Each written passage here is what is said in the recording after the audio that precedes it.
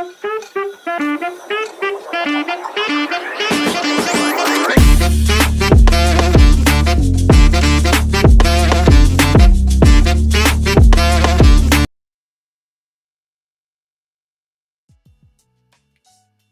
go. Good morning, my friends. It's your old pal, PeaceLoveMusic, with another episode of the Good Morning Stacks show, brought to you live by DeOrganized Media in partnership with our good friends over at BitcoinLive Decentralized Broadcasting. It is Wednesday, the 29th of January. Month's almost over. It is the middle of the week, hump day. Whoop, whoop. Get over the hump today. Get your work done. Make it easy to slide into the weekend. That's how I take Wednesday into stride. Wednesdays. It's a great day. I'm feeling good about what's going on in the space. There's so many cool things happening in our space these days, and I'm very excited about it. I know that there was a lot of red earlier in the week, and people might still not be feeling good about that, but you know, if you're building for the long term and you're not worried about short-term price action, you feel better those days. In fact, it could be an opportunity. So with that being said, we are a news show. We're providing news and information to help inform our audience. We are not financial advisors. This is not financial advice. Always do your own research and never invest money you cannot afford to lose. With that being said, here are the numbers for the day. Bitcoin's down a little bit from yesterday morning, still holding on to 102. Coming in at 102.297 as of a few minutes before broadcast. Stacks down a little bit to $1.25, but still holding on to the number. Actually moved up to 55th place on CoinMarketCap, ranked by market cap. And Fear and Greed Index has dropped a little bit to 50, still holding on to the neutral range. Top three gainers on CoinMarketCap for the past 24 hours are WIF, Dog with Knife Token, Dog with Hat token, that's weird, Move token, and BitTensor's Tau token. I didn't get enough sleep last night. Hermetica yield on USDH is at 29%. That's right. You can earn 29% on dollar stable coins backed by Bitcoin over on Hermetica.fi right now. Have you checked out Bitflow's automated buying feature? Set it, forget it, and go touch some grass. There's a new token IDO on Alex. RuneMine Mine token IDO launching on Alex February 3rd, creating infrastructure for meme coins. And there's an AMA with AppMine Labs, the creator of that token. That's Wednesday today at 10 a.m. Eastern time. Velar perp trading is coming soon, very soon. We're going to have consistent fast blocks. I think they're kind of generally consistent today, as of right now. So we're getting closer and closer to that being a reality. Hashtag return to ape. Also, don't miss the guide to launching self-deployed liquidity pools on Velar. Zest is offering 7.29% yield on SBTC this morning, and their highest yield today is 24.86% on USDA. Token from Arcadico. Today's rates at Stacking DAO 8.37 on Liquid STXT, or receive yield in native BTC at 8.04%. And now you can actually earn yield on SBTC at 7.37% when you stack your stacks with Stacking DAO. The top three STX token performers on Velar the past 24 hours are STX AI, Runes, and Bob token. Friendly reminder, when you stack your stacks, you earn yield in Bitcoin. Tell your friends you can actually participate in securing the network and the proof of transfer protocol that links stacks to the Bitcoin blockchain, making it the leading layer 2 on stacks with smart contract functionality. You can earn yield in Bitcoin by participating in securing the network. If you're interested in learning more about that, DM us. We'll happily point you in the right direction. You got to get set up with a wallet. If you don't have one, we'll get you some stacks and then show you how to stake it if you're interested. Which US-based crypto are you most bullish on? Tell us in the comments below. Today's calendar for the day, and I didn't get the events calendar. I did tell you about the Alex AMA at 10 a.m. We also have the Zest Community Hall. That's every Wednesday at 11 a.m. in the Zest Discord channel. And Stacks Builders office hours, that's with, I believe, with Kenny Rogers. And that's a Zoom meeting at 2 p.m. Eastern time every Wednesday. And that is, you can get the link to that Zoom meeting at the Stacks calendar if you go to stacks.co. And then under Explore, under Events, is where all the calendar events are, and you can see that daily, and you can get links to any of the events there, show links, spaces links, whatever, as they're available. And on to the news. Oh, friendly reminder too, we are building out a community calendar function for DeOrganized. So if you have spaces or events or shows that you want to get broad, distribution and amplification, so get more viewership on your stuff, you can head over to deorganized.media, set up a basic account. It's just a simple wallet connectivity. So you connect your Leather wallet, you connect your Xverse wallet. It's just you're signing a message. It sets up your account. You can remain anonymous, or you can put in your information and connect your socials and whatever, and that creates an account. And then from there, you can set up a show. You can be the show owner. We're working on some self-service right now. There's a little bit of a layer of admin that you have to go through, but over time, we're going to be building that out, and then we will be able to shout out your show every morning and let everybody know that you have a show going on whenever it is. So get in and participate in that. Paul Gruel, attorney, legal counsel for Coinbase, is said on the SEC's treatment of crypto, treat these projects on a non-discriminatory basis and allow the markets to sort out who wins and who loses. Allow the market to sort out who wins and loses, rather than winners being picked and losers being picked by unelected bureaucrats in Washington.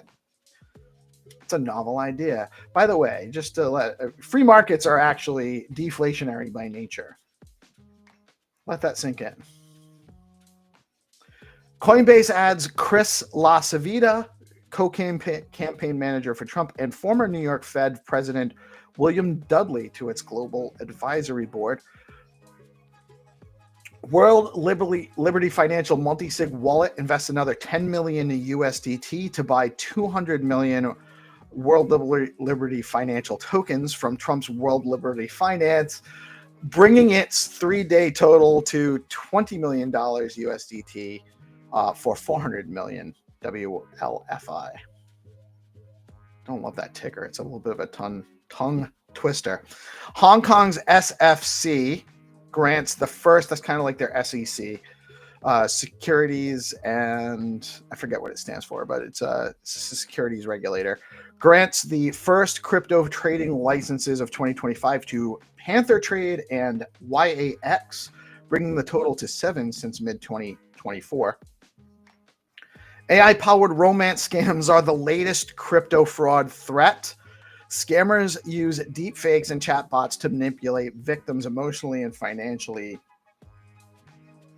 Don't fall for it, guys. Don't fall for it. Nobody's that into you, and that's okay. Don't fall for it. Robinhood CEO Vlad Tenev calls on the SEC to update investor rules and allow equity tokenization for startups. That's really cool, actually.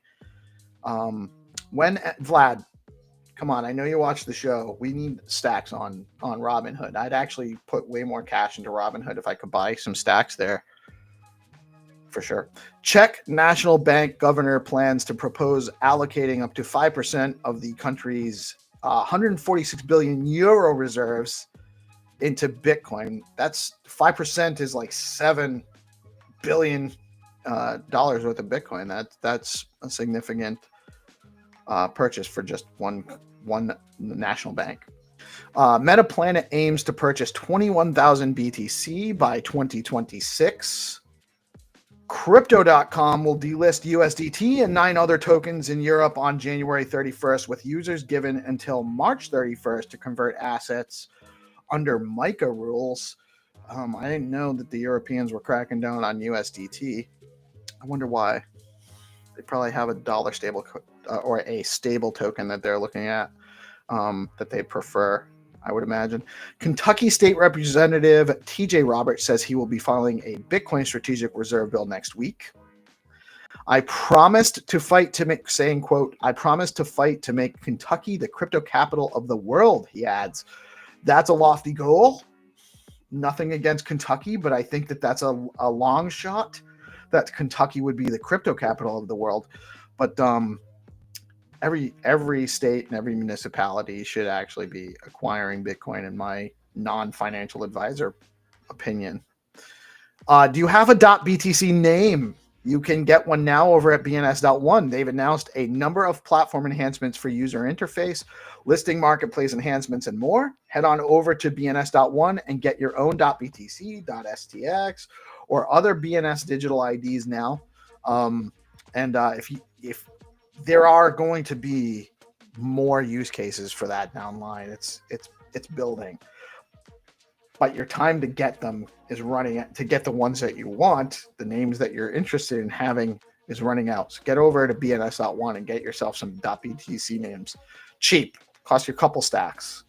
And the other ones, .stx, .id, .stacks, there's a number of them. They're super cheap. It's like 0.10, 0.15 stacks or something like that to register. So go get, there's no reason not to have some BNS name attached to your wallets. Unless you're just, there's no good reason not to. Oh, have you checked out Zero Authority now? Zero Authority bounties there are currently a couple of bounties active right now.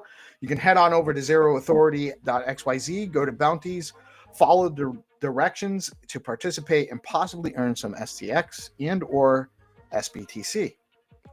By now, you've all heard about what's going on over at aibtc.dev and their process for launching AI DAOs. If you haven't, you can go to aibtc.dev and check them out. All you have to do is post on X at prompt to DAO, telling it the details of the DAO you want to initiate, and it does it for you. With AI agents running your AI DAO, token gets launched for whatever purpose they're launching a token. And then there's new enhancements being added regularly. Token trading is live on Fact.fun. If you haven't checked out Fact.fun, you should head over there. It's a new bonding curve platform. There's a bunch of new tokens in the bonding curve over there, similar to STX.city, which I am also a fan of. And it's great that we have options in the marketplace for our users in stacks that want to launch a token. You can do a fair launch now on both Fact.fun and STX.city. Congratulations to Reece in the crowd today, in our panel today. He minted out his 12 one-of-one NFTs on gated.so. You can head over to Gated now to set up your account. Also, still minting is the first project on there, When Walls Break by Good Kitty, and we can talk to her about that because she's joining us this morning. Also, Find to Earn is coming to the morning show starting next Monday.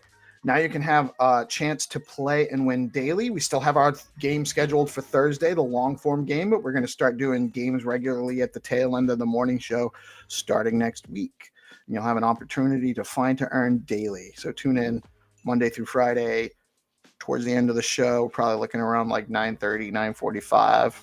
We're a little loose with times around here. But really excited about that. Looking to get started as a developer with Stacks, head over to stacks.co. On the right-hand side, you'll see Get Started. And from there, you can access developer tools. There's all sorts of tools on there. There's a bunch of, further down, there's a bunch of community tools.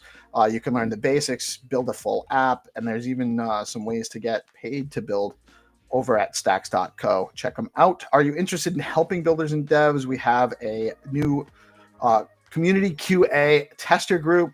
If you're interested in joining, or if you're looking for testers, DM me and we'll get you into that group, connected to that group, and get you started. It's PeaceLoveMusic G on X, and anyone can DM me. If you're having trouble DMing me, mention it in the live chat, and we'll get you on there. Also, a SIP innovation call every Friday at 11 a.m. Tune in to learn what's being developed and actually give us your input on what you'd like to see developed on Stacks. Really great stuff happening there. Also looking at some new ways to utilize AI for the SIP creation process. So stay tuned to that. That is the news for the day. And I just want to say, oh my goodness, we have so many people saying good morning.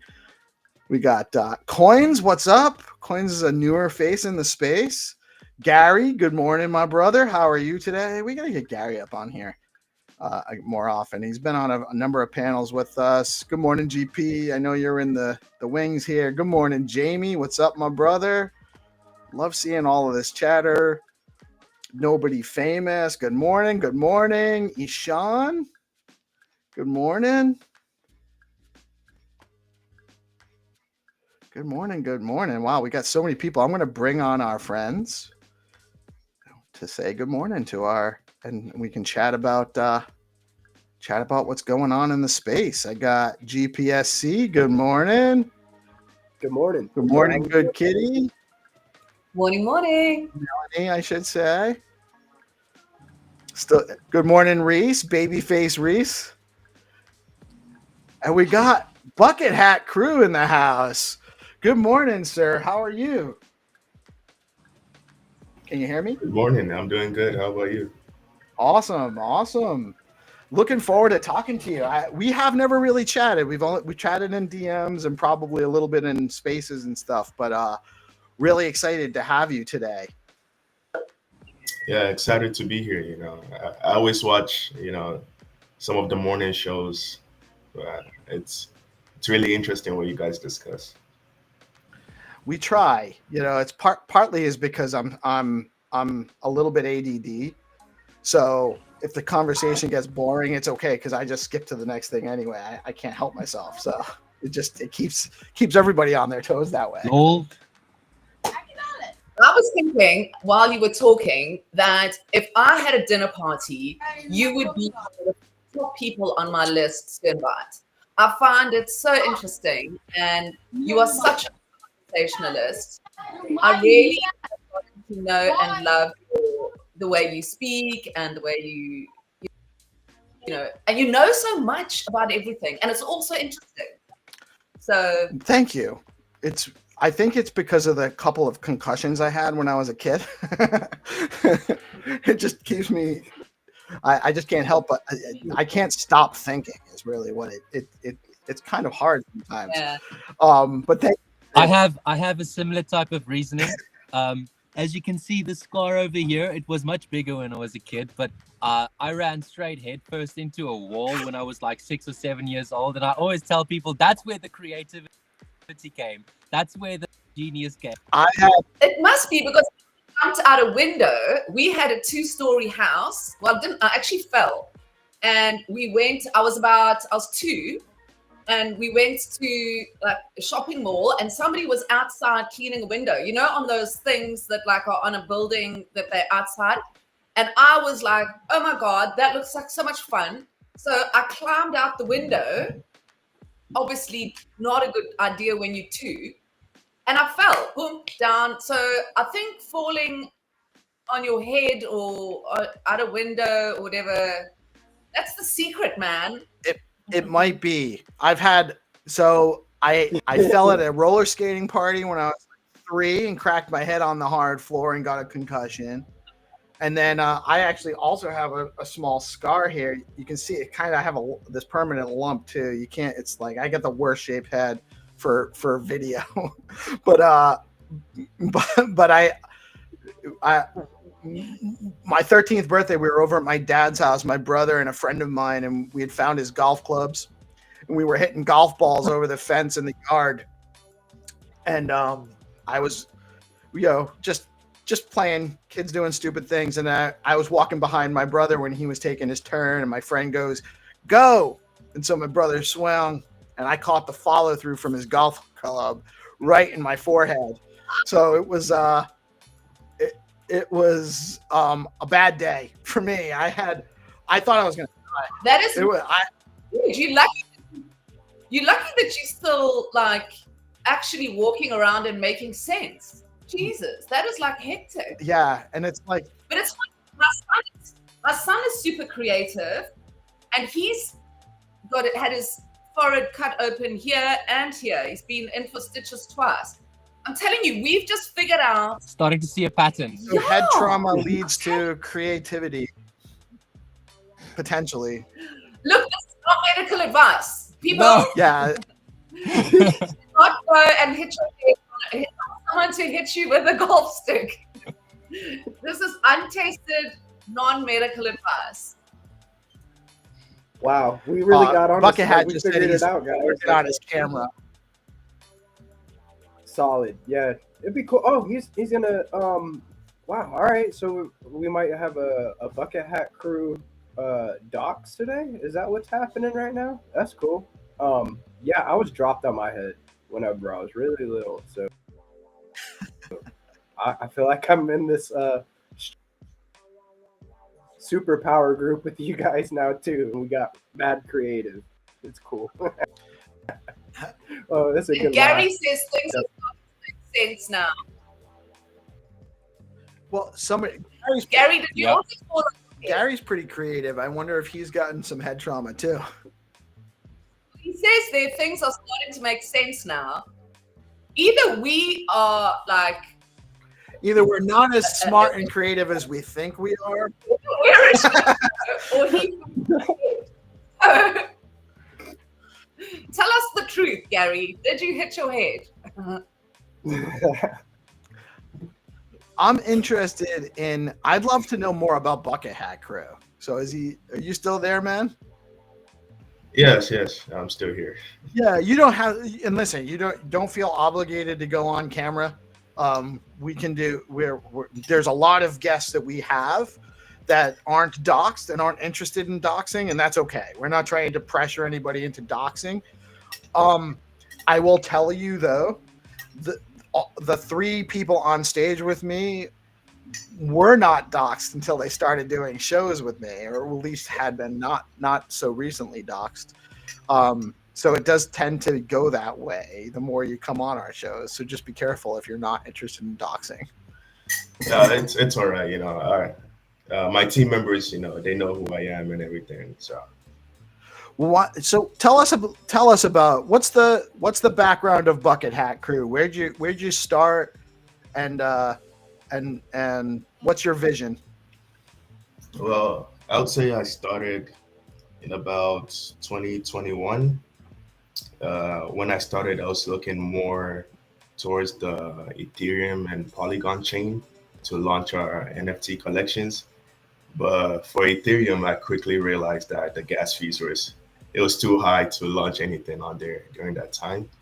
So I started looking more into Bitcoin, and I found Stacks, and with the low gas fees on Stacks, I thought it was a perfect chain for me to build on.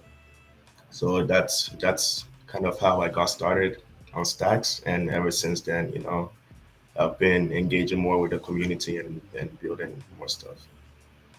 Very cool. Yeah, and it's a low barrier to entry on Stacks, and actually one of the great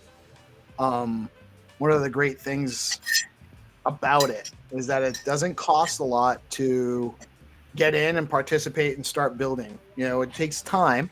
You got to understand some of the stuff. You need help with guys like Gary who can do the Trip and Monkey and a bunch of there's a bunch of good guys in the space that can help us with that stuff too.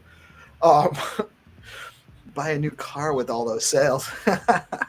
Reece, did you buy a new car with all those sales from your machines? Maybe not quite that much. There he is. I love it. I love the orange cap too. Yeah, thanks. Yeah. Let's go. Good morning, bro. So, Nice. bucket, is that a bucket hat? That's not. No, unfortunately not. We gotta. That's something we gotta get some. You guys get some merch. We'll wear it on the show to help promote the Bucket Hat Crew. Of course. Get us some bucket hats. Whenever I first So- got my start, Bucket Hat Crew was one of the first people that I linked and kind of reached out to. That's why they've got Raymond in the Gigapepe V2 collection. Is you got to start similar starts at the same time, man, in the stack space. So it's awesome to have you on and actually get to kind of chop it up with you and see what your plans are. I know you've been playing with AI and building some tools, man. What you got any launches coming up that you're looking forward to? Yes, we're launching the AI agents on virtuals for Stack Scanner, which basically she looks to be the biggest influencer in Bitcoin and stacks. So for the configurations, I actually have lots of API implemented into the backend. So she'll be able to fetch data and output the data to any users that need it. So that's what I'm excited for. The launch is Friday, if anyone's interested in that. So after Friday, we'll be able to see how she works and how she talks to the users. So that's what's exciting. That's coming up. So is that the STX? What's the account for Stack Scanner? Is it STX Scanner? It's actually S9PR underscore agents now. Hold on, let me actually S9PR. Yeah, underscore agent, which is short for sniper. So she's basically agent S9PR, also known as sniper. Oh, S9 So can you launch? PR. Go ahead. Can you launch an AI agent on virtuals and then it works with stacks? Yes, you just have to implement a lot of Stacks API on the back end, and basically it fetches the data. Well, if you look at Hyro, Hyro has a lot of API endpoints, so you could basically just plug it into the agents, and the agents will be able to fetch data like token data, basically like volume, market cap, all that. So it's basically all you need. It's an API endpoint, and that should be good. Okay. Wow, super cool. So you have an agent that's going to be basically helping promote Stacks ecosystem, Bucket Hat Crew, and what else is it kind of like a helper agent, or exactly what? It's more of a, I would say, influencer slash utility agent, in the sense that it could give you alpha on tokens that you don't see every day. So since it has data in the back end, it could provide more unbiased opinions about specific tokens. So as I was saying, like, it could give you good alpha if you need it. And so in the sense, I would say it's more of a utility agent, rather than just a random chatbot. Very cool. And that's coming out. That's launching on. So you already have an account on X, obviously, with like 800 plus followers. So that's great. I already was following.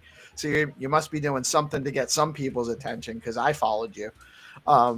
I followed the agent already. But as of Friday, you're launching a virtuals bot that will be kind of helping control that account to kind of expand that agent's functionality. Yes. How do you find is the program when you launch a bot on virtuals, is there a lot of programming capacity? Like, can you tell it to do a lot of different things? Yes, I mean, the virtuals protocol they're shipping updates regularly. So right now I'll say it's 70% complete, in the sense that you have a lot of power in what you could make the agent do. So it has a lot of custom functions you could plug into the protocol. And for my agent, it has, I believe, 7 custom functions with different APIs that it could fetch from. So, I mean, with the protocol, it gives you a lot of leverage to what you could do. It just depends on how creative you are. So, what a wild world we live in, right? Think about, like, just a year ago, if we told people that these things were actually, this is what we were going to be doing in January of 2025, we wouldn't have really believed it. I bet, it didn't. This function, I mean, we could have entertained it, because some of the things we were doing with with GPT, but man, how far we've come so rapidly. It's crazy. Have you seen do I call you what's your name, sir? Do I call you Yeah, my name is I'm sorry, Reece. Rashid? Rashid, Yes, what Rashid. have you seen the abstract protocol that launched recently? Yes, I've heard of it, but I You haven't haven't really played it dived because into it. we saw one yesterday. We played with a chat bot that they created.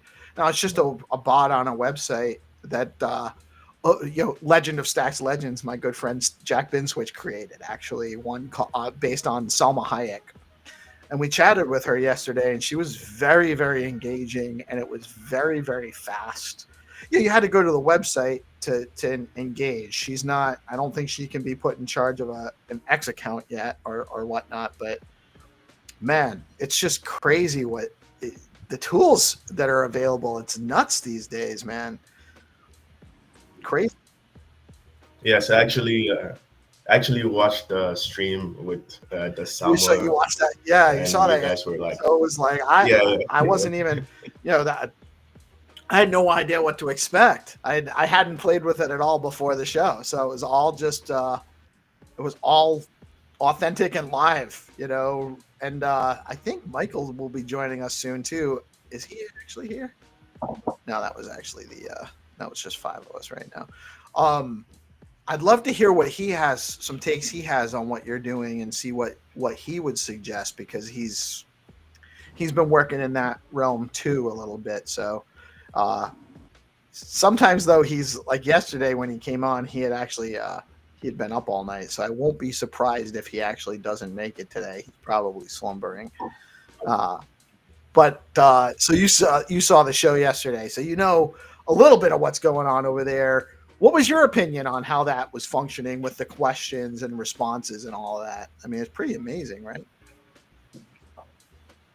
yeah, it was pretty interesting. But he did say that it still needed some more tweaks. But it was interesting.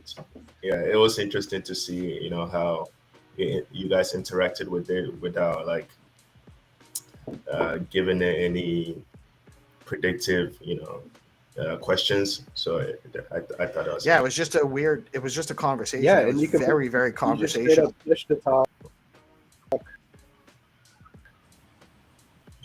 You just straight up push the talk. You don't have to like type anything on your keyboard. So it's straight voice to voice to get that feedback from that AI agent, which I thought was really interesting, and I thought it felt a little bit different than other things that I've seen in this space. I just had to say a little bit about your artwork. Is like I see that as like very heavily like anime, like influenced. You have some of that type of the things that you do, and I appreciate that. That's pretty cool. Also seeing that your sniper agent has that anime-esque look to it. So is that something that you like follow? That's kind of like your art style that's where you draw inspiration?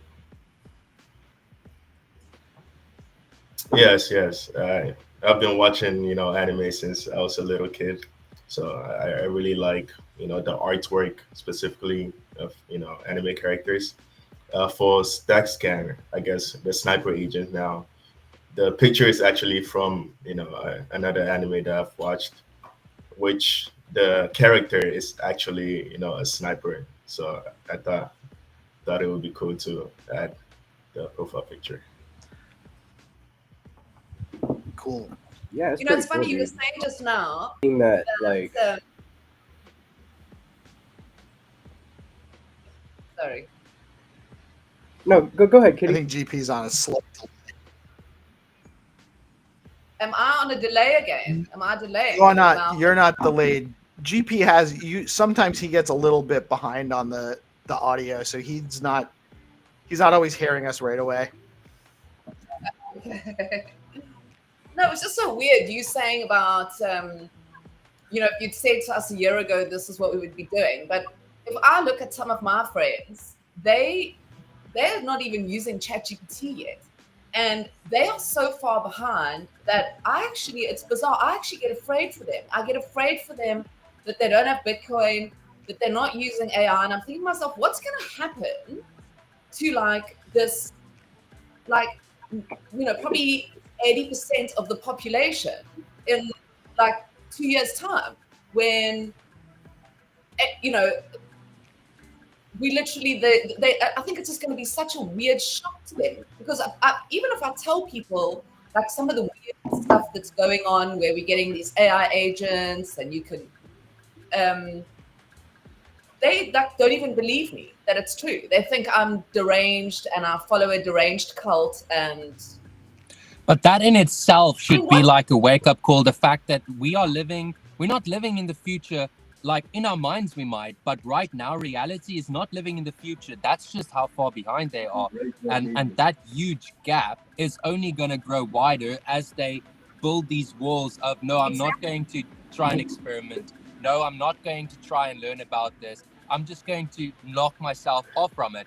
But it's not going to go away. Same like Bitcoin, like maybe somebody told you about it in 2015. It's not going to go away. Instead, it's going to grow bigger. And by the time you actually realize, shit, I should have learned something, it's way too late. And it's a good question that you're asking. What is that going to look like? How will society look like when that actually happens?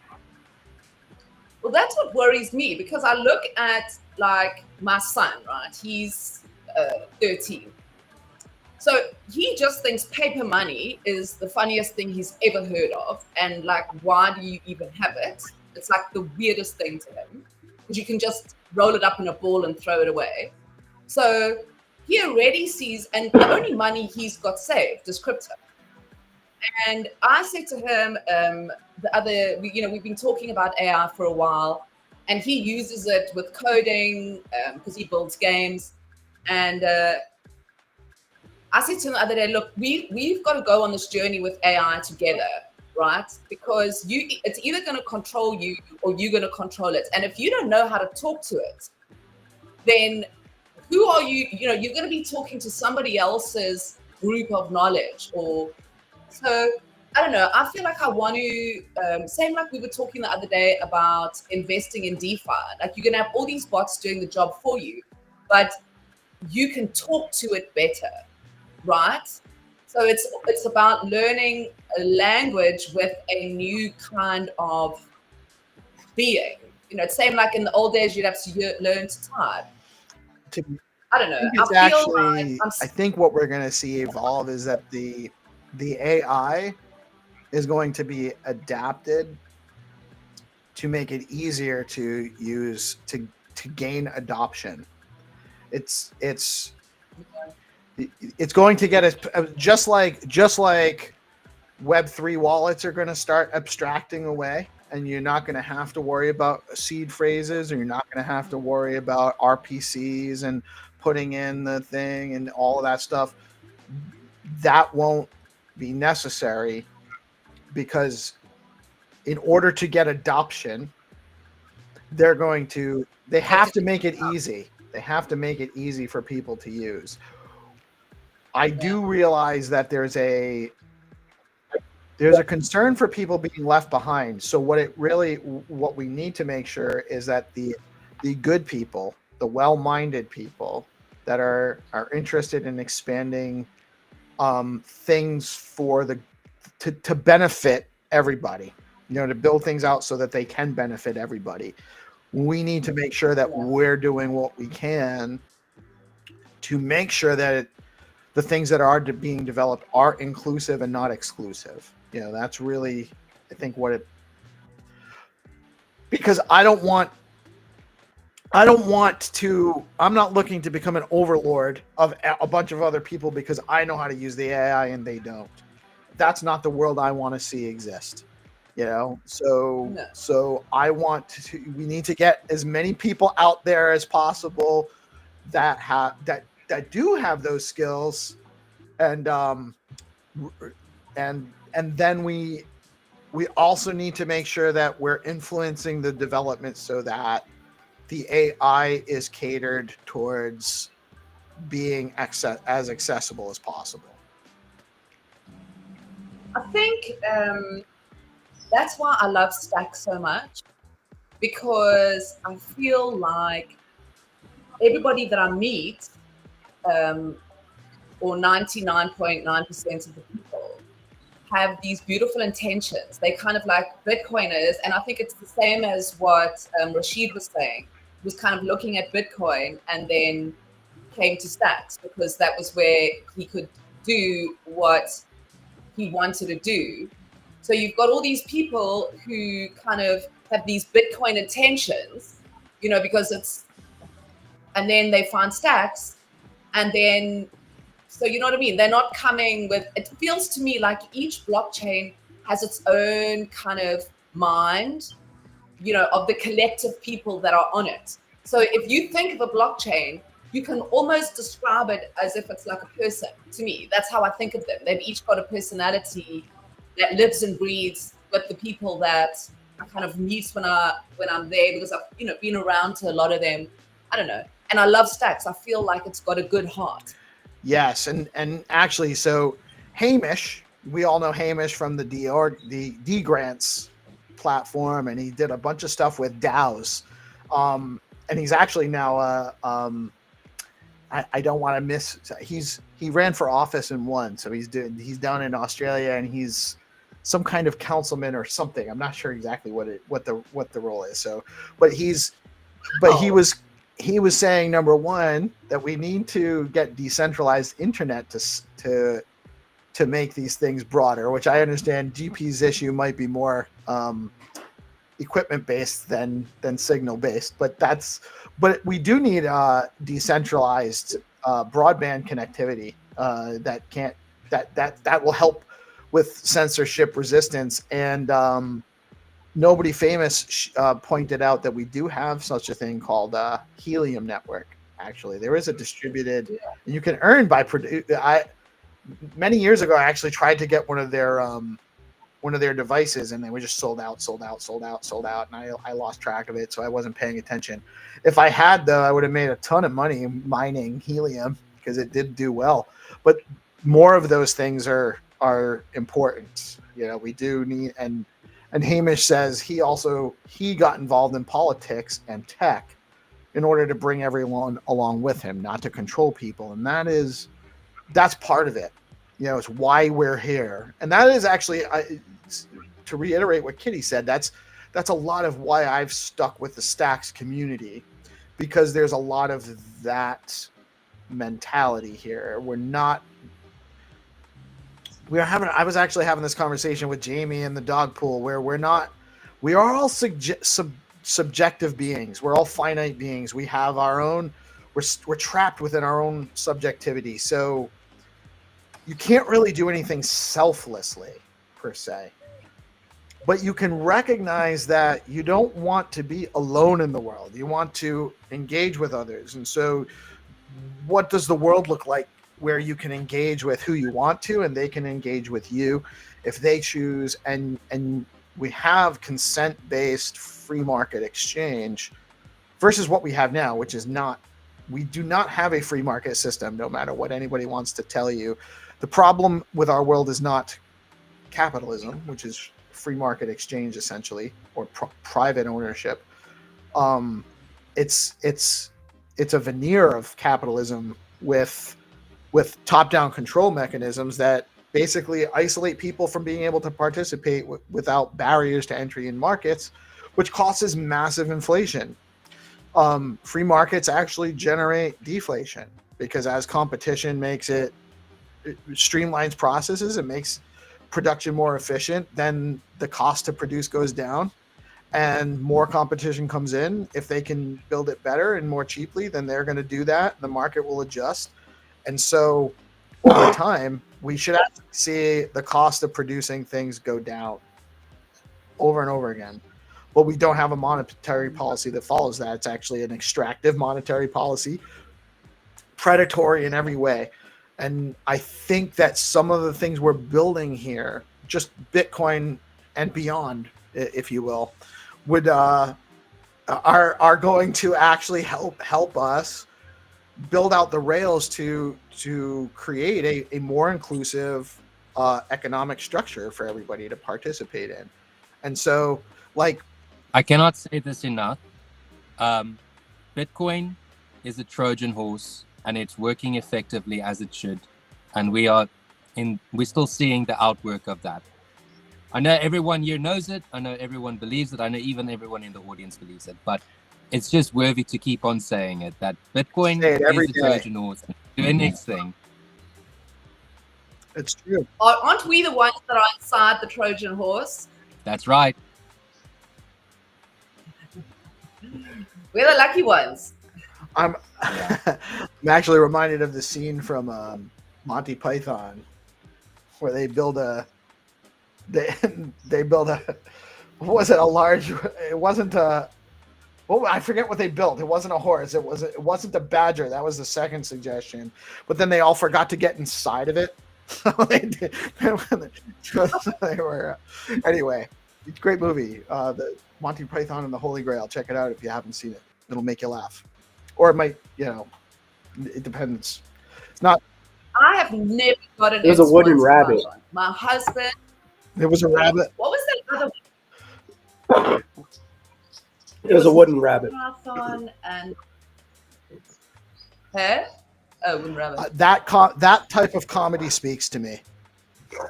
Just does. Yeah. That's not the one with John Cleese. Faulty Towers as well. Well, yeah, John Cleese is. I haven't seen a lot of Faulty Towers, and I didn't. It just irritates. Yeah, that wasn't as amusing, but I can also appreciate where the humor isn't for everybody, and sometimes it's too much. But it's that's how humor goes, right? If you're on, it's always about figuring out where the boundaries are and getting as far close to them as you can, maybe even going a little bit past, pulling yourself back, But anyway, not to get off topic, but yeah, I do think that Bitcoin is it's peace money. It's a paradigm. It's anti-war money. It separates state and finance to a large degree, which makes it harder for lobbyists to lobby the state to direct policy in a way that is not necessarily in the best interest of everybody, and that's Bitcoin helps us there. Don't you think as well, Reece? I mean, Reece and I are from South Africa, and I think this is something that can it's like the first thing to me that's come along that can really make a difference in a country like ours. It's like this country needs it. This country needs what we're building in a huge way. And I think that's why we'll probably see like a lot of onboarding in countries like ours, because I think it's almost easier to kind of be unbanked in. I mean, I see so many of like, it's starting already kind of, I don't know. I feel like there's, you talk about like, getting in proper internet. It's a lot in terms of infrastructure that we need. But I mean, if you think about people having to, there's a lot of people that don't have the paperwork necessary, for example, to open a bank account. The things that they need to open a bank account. Or even, you said internet, and that's actually, I would love to have our brother 300, on the show with us regularly, because he provides an awesome different perspective. He produces such great stuff in the space. I would absolutely have him on all the time, and he was going to have a show like you guys have, like a number of people have, and we were going to do a specific show for him. And the dude just built a house. He built a house so he could put a solar array in, because he didn't have consistent power. He's in Zimbabwe. He didn't have consistent power. He built a house so he could put a solar system in so he could have consistent power. But now where he is, his internet sucks. So he can't do a live stream because he can't get connectivity enough to get on and do a live stream, which it's frustrating. And I'm sure it's frustrating for me because I would love to have he's a value added asset in the space.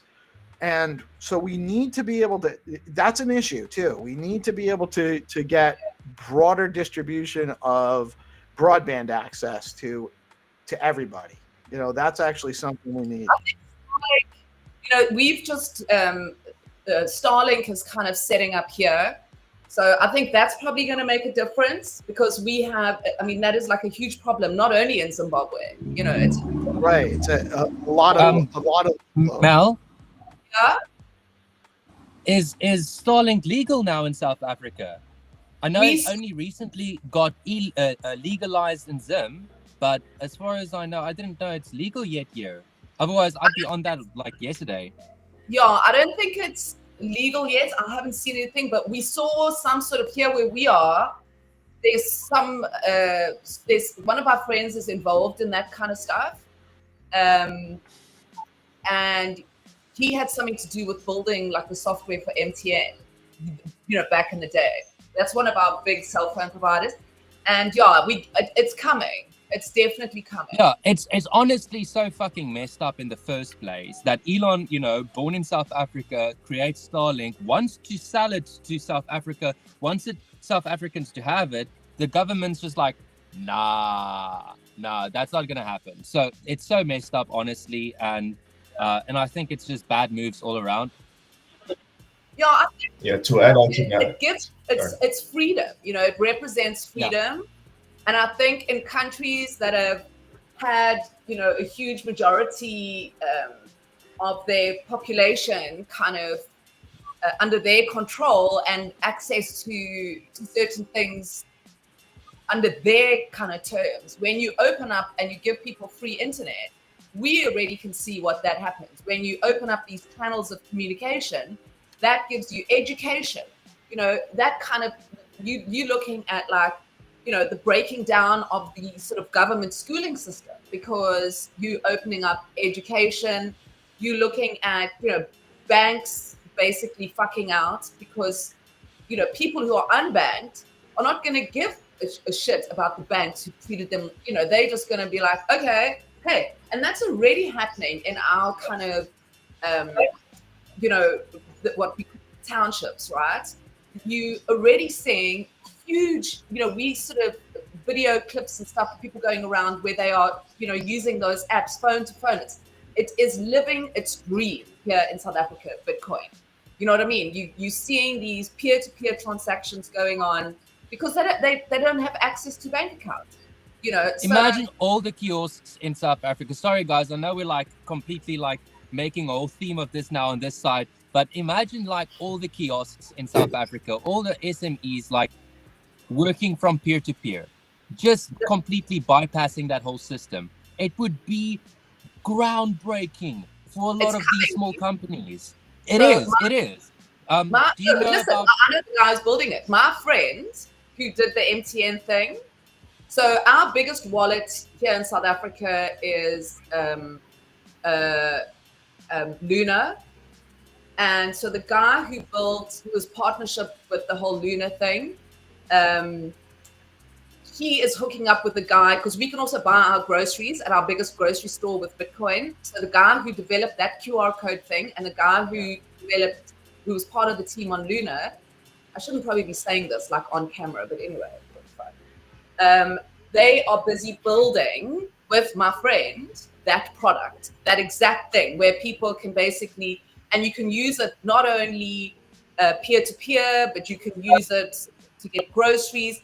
All of those, their target, the first people that they're going into are these kiosks and these sort of, you know, these areas that really need this. So it's so exciting. I mean, I couldn't be more excited about it. You know, kudos for them for seeing the opportunity and making a way to make it happen. Because I noticed the same problem. I saw the opportunity and it was a big opportunity. You can make a lot of capital for your business that way if you can provide a solution that actually solves a lot of these people's issues. but I Yeah. wasn't able to do anything about it. And they have the technical knowledge, it seems, between the both of them, and they have the experience to do something like this. So it makes me very excited for South Africa. Yeah, thanks for making me bullish on that. So I want to get Rashid back into the conversation, actually, because I want to hear more about what he has to say about. So what's the plan for Bucket Hat Crew after you develop this this agent? What's the project goal long term? For stack scanner, I guess, sniper agents.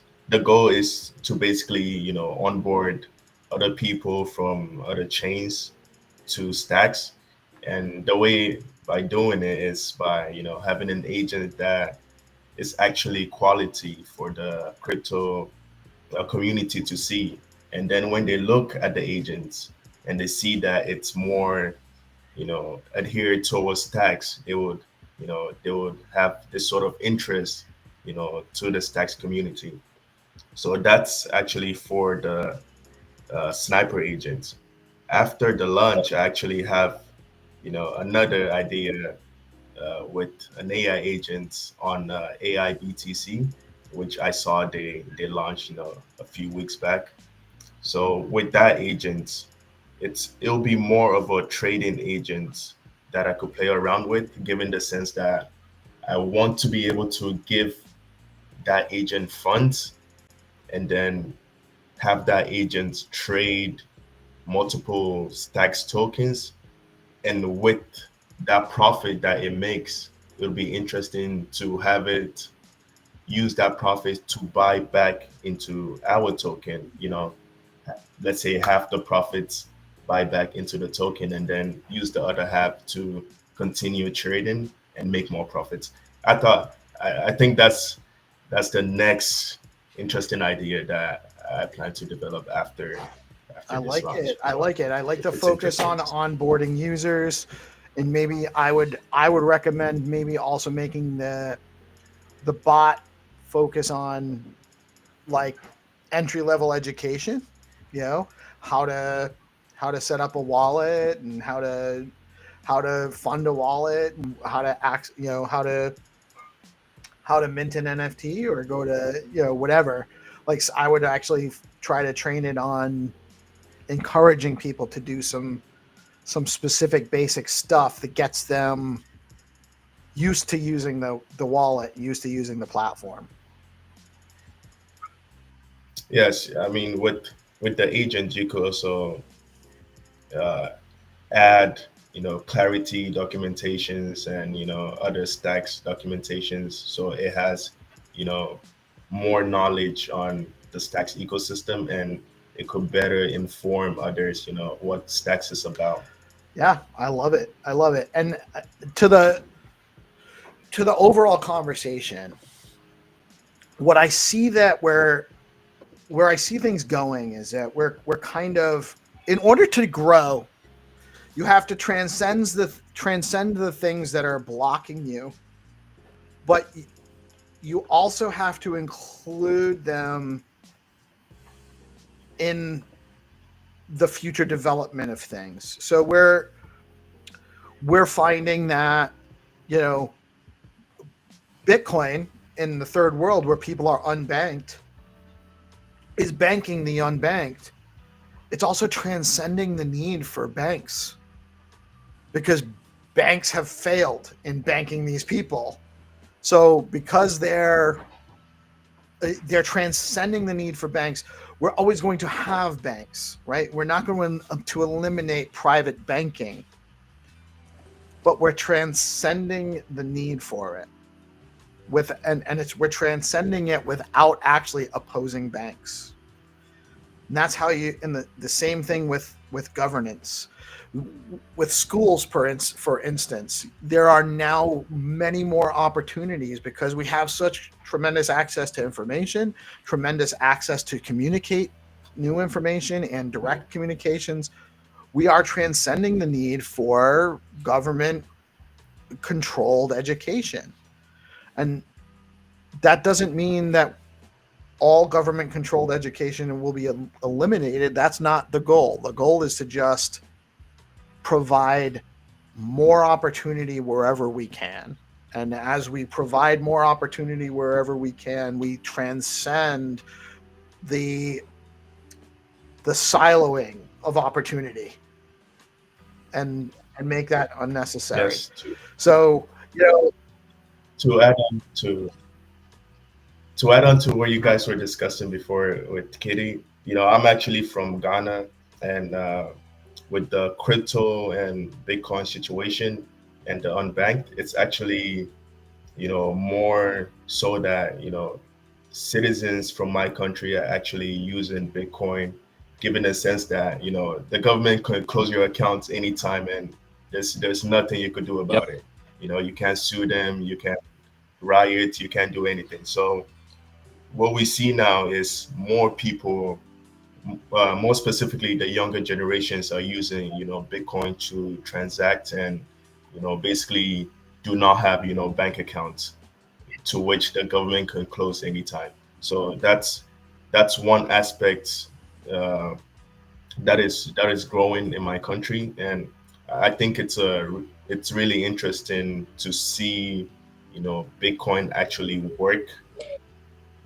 In my country also, there's most of the people do not have bank accounts.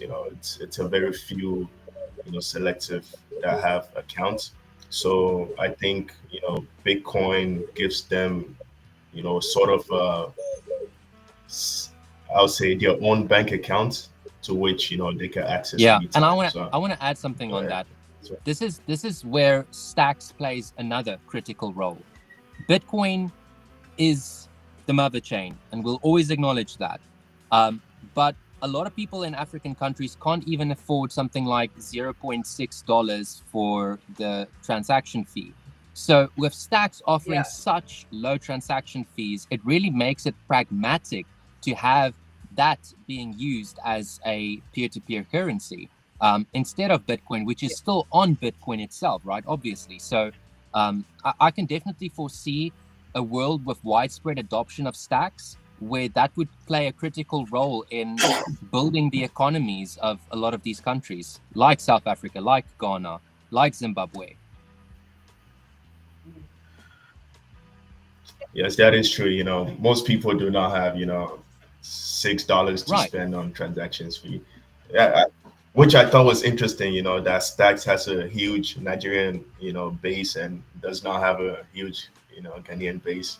Maybe that's that should be It's coming. Another. It's coming. Well, Yeah, it's so coming.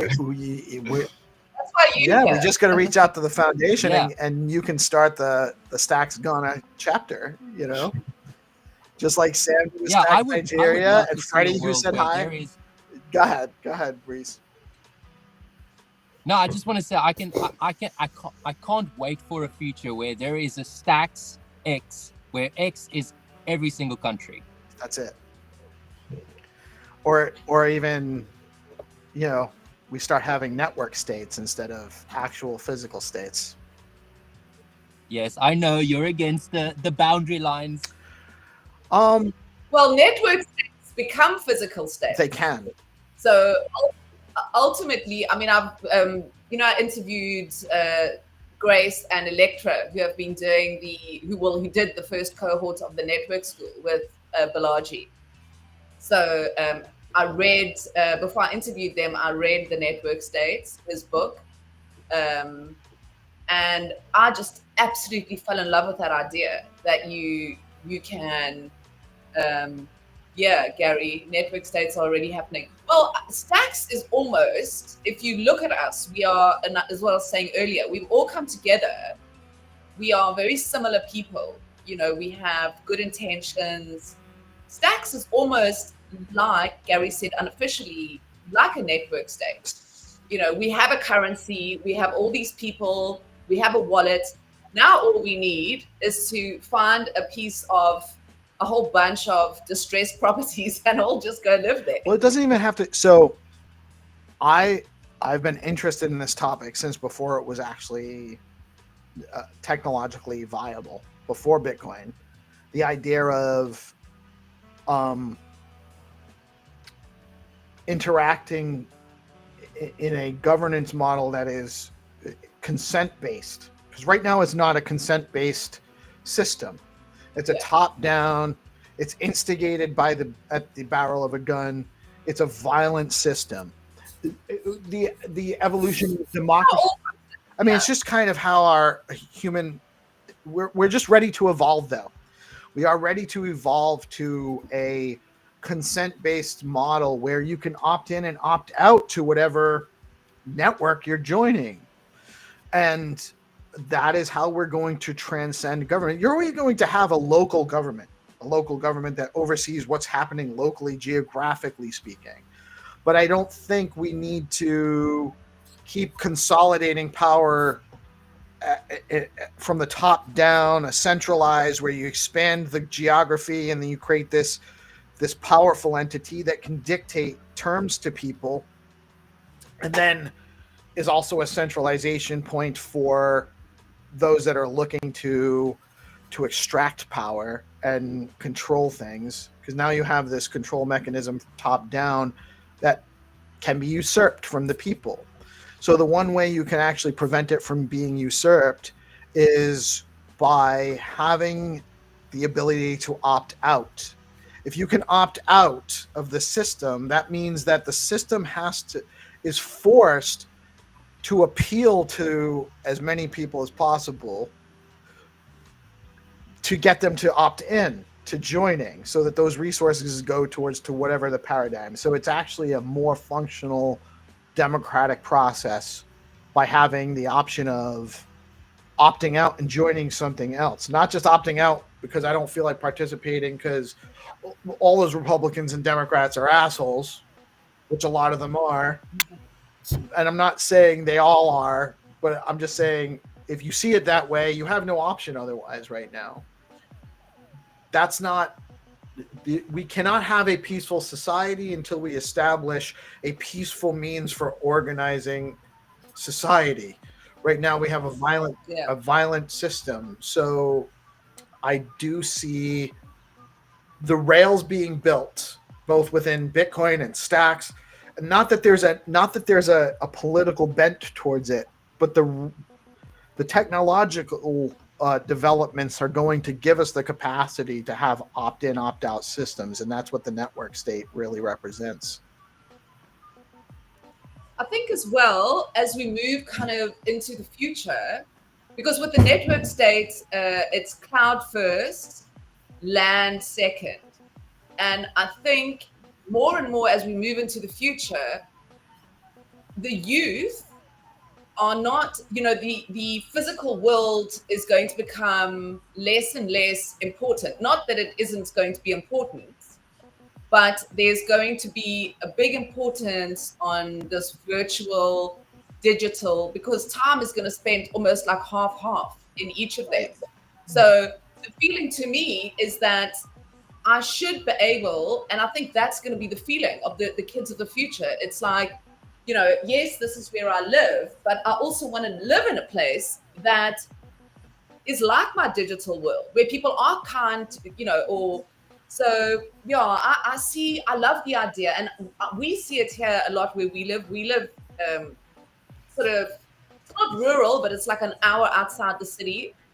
And we have kind of like little urban farms here, and you go and you buy you like basically can go and you pull your like carrots out the ground, and there's a guy sitting under a tree, and you go with a basket and they just weigh your basket no matter what veggies are in there, and you pick the tomatoes off the thing.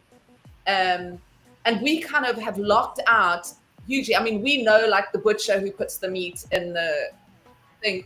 We're kind of starting to lock out that huge kind of gigantic machine that is feeding us, and we're eating local. We have got like a group where all our services are local. And I think the more and more that happens, and people understand that there's value in their service. If you think of us being able to make currency, and you think of somewhere like us, which is a third world country, and you say to people, okay, I saw this kind of video early on in my journey where you could create your own currency. At that point, this wasn't even a thought that we could do it like we do it now. And you could then create boundaries within your community. So say, for example, our community chooses to make a currency. And I can go and I can buy the carrots from under the tree with my own currency. Then I can say, come to my house and I'll cut your hair and you pay me with the currency we made. So and I think those kind of things are so easily they can easily happen easier in a third world country. It's weird. Well, I don't there's different opportunities in different locations based on how things are. So, but yes, I think maybe a country that has less access to modernized finance and modernized, industrial capacity has an easier time developing a local economy, because it's almost out of necessity, right?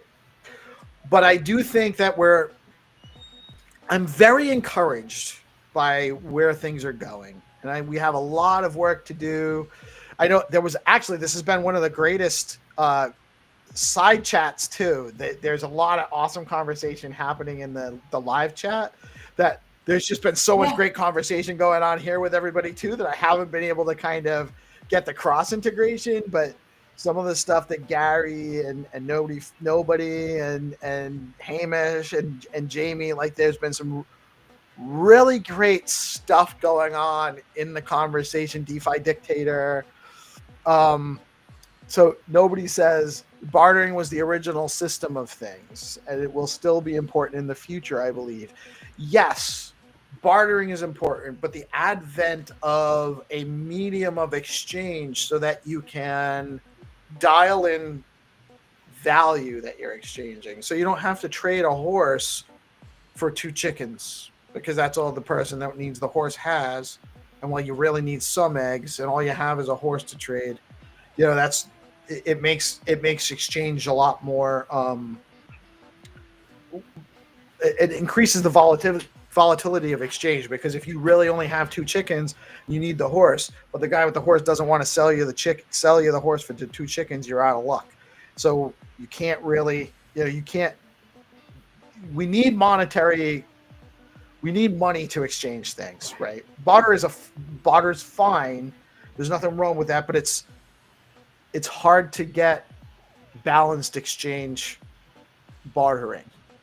I think there's 2 things. I think I see a future where it's what is it called when something is half, where it is but like we have something like bartering and we have currencies.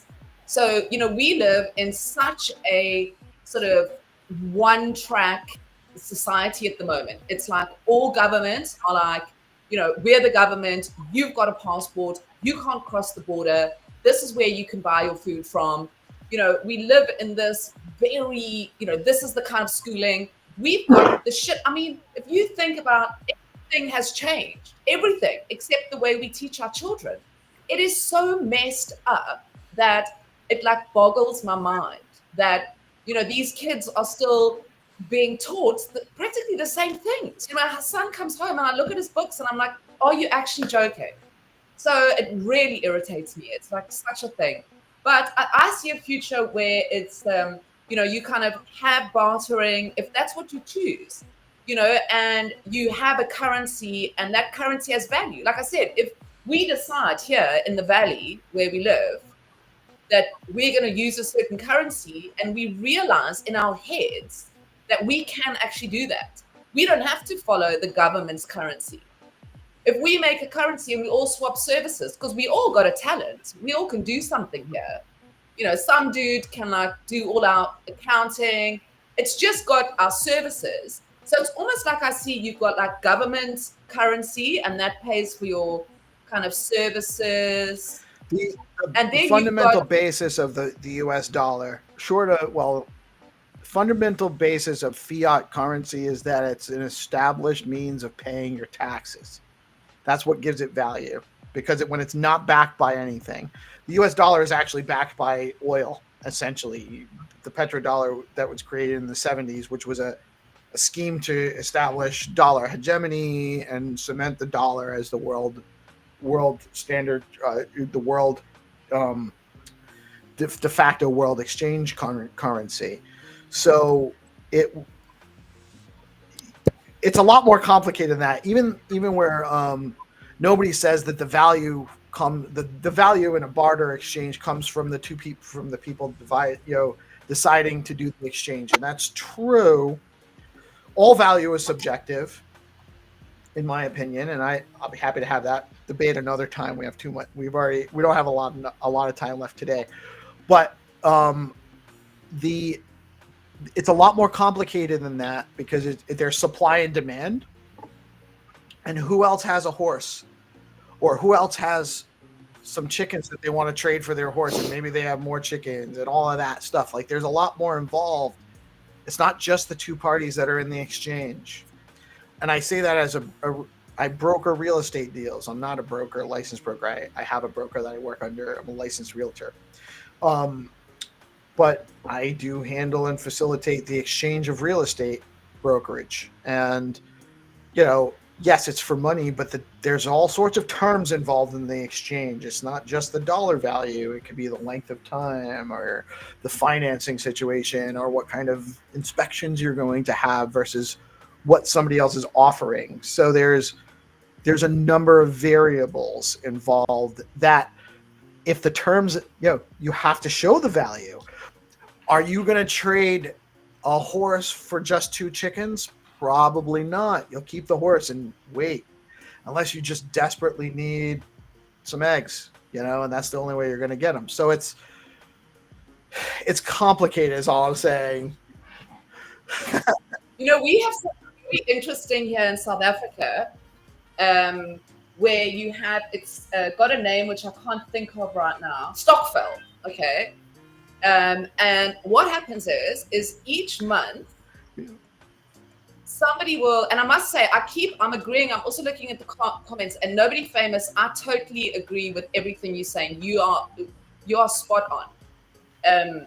But we have a thing, right, called Stokvel, and every single month, because obviously we're talking now about unbanked people, right, who can't get bank accounts.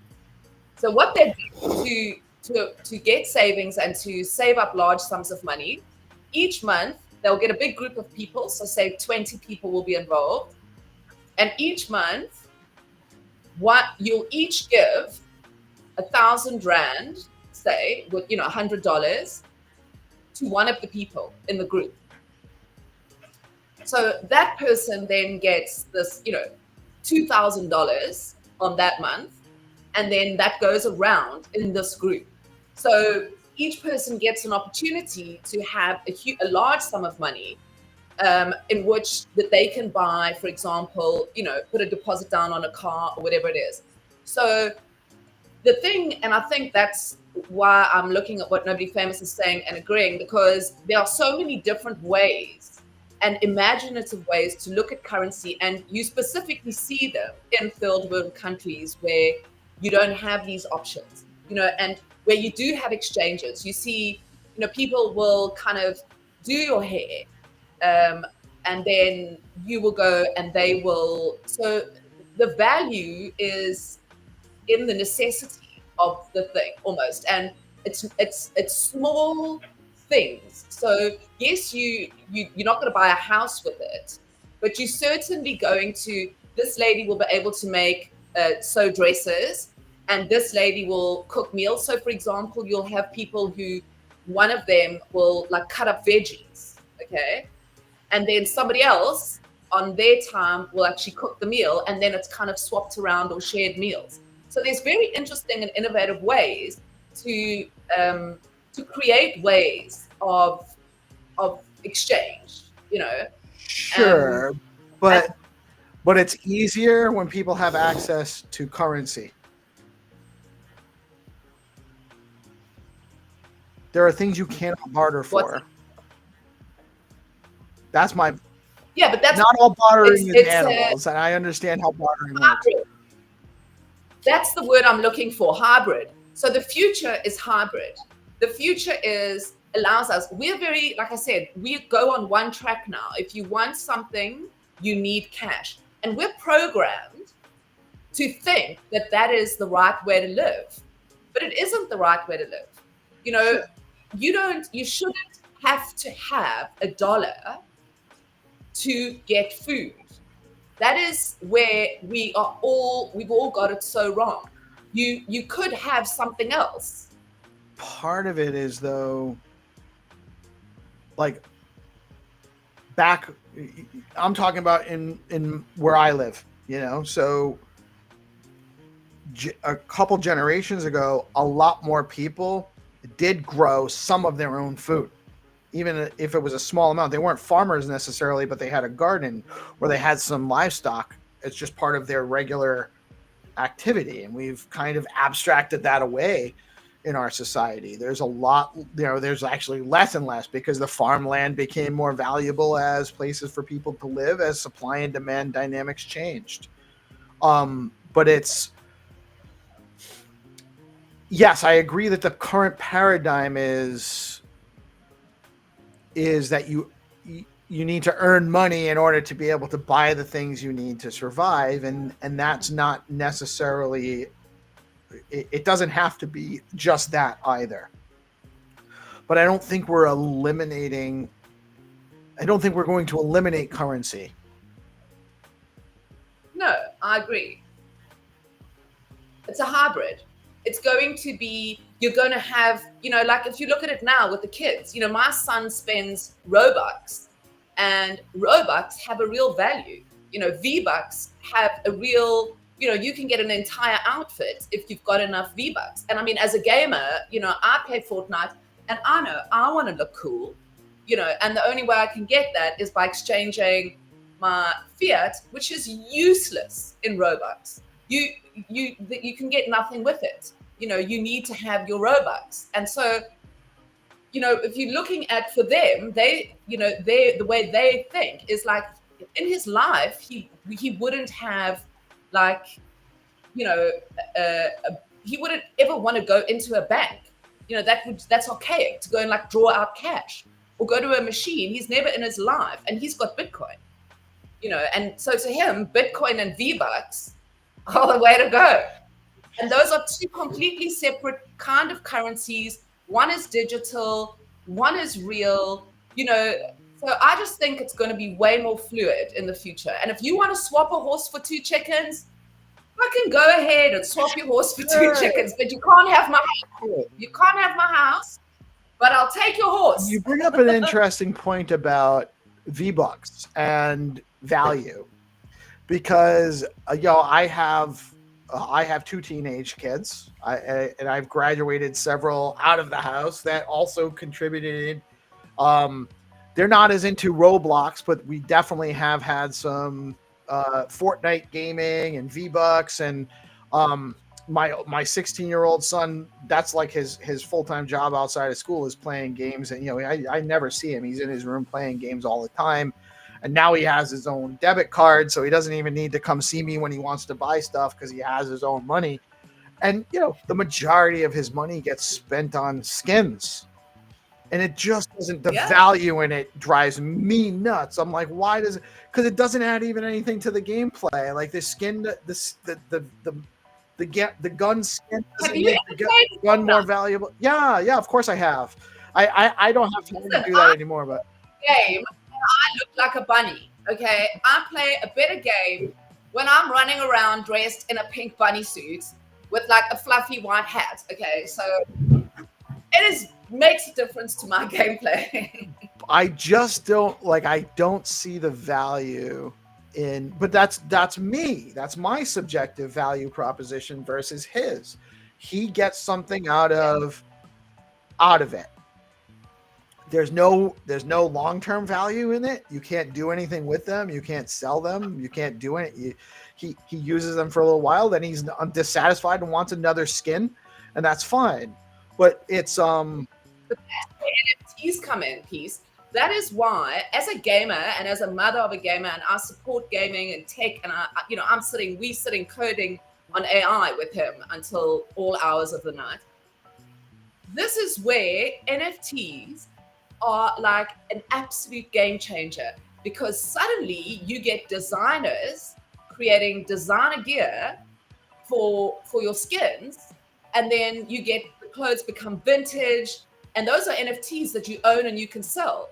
So, you know, I keep saying to my son, I believe that the future of these things, of NFTs, I mean, it's a huge future for gaming, you know. For sure. Um, For sure. And nobody, I totally understand value and where it derives from, and that the value in any exchange is based on the value that the parties involved in the exchange give it. But there's externalized influences on that, and it's in a world of 8 billion people, it becomes very, very complex as to the dynamics involved, which bartering is just one way. It's bartering by definition is an exchange of goods and services without monetary exchange. You can do it, but money makes it a lot more, it greases the market, having currency versus not having currency. And we need currency. Can I t- We need hard currency. We need currency that retains value. Right now, the problem isn't currency; it's it's the currency policies that it's a massively inflationary system, which is used to extract value out of the process. It's someone that has nothing to do with the exchange extracting value from every exchange. That's the problem.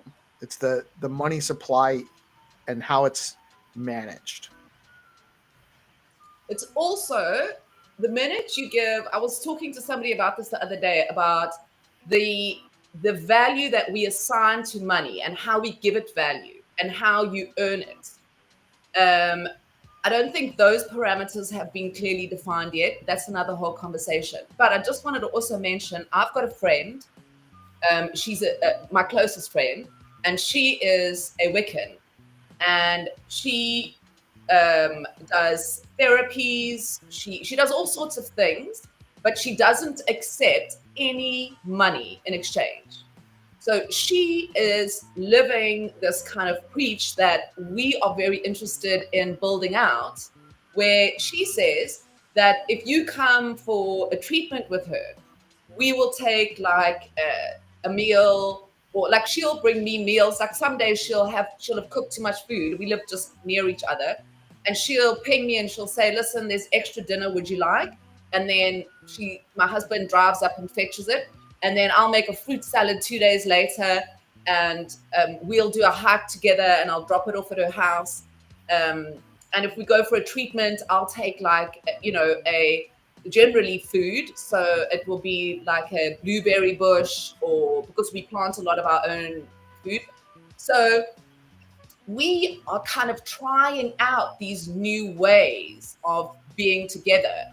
I will have like strawberries in my garden, and then I'll pick them and I'll take them to her house, and she will give me like a color therapy massage. So it does work, and I think it's really just your mind and us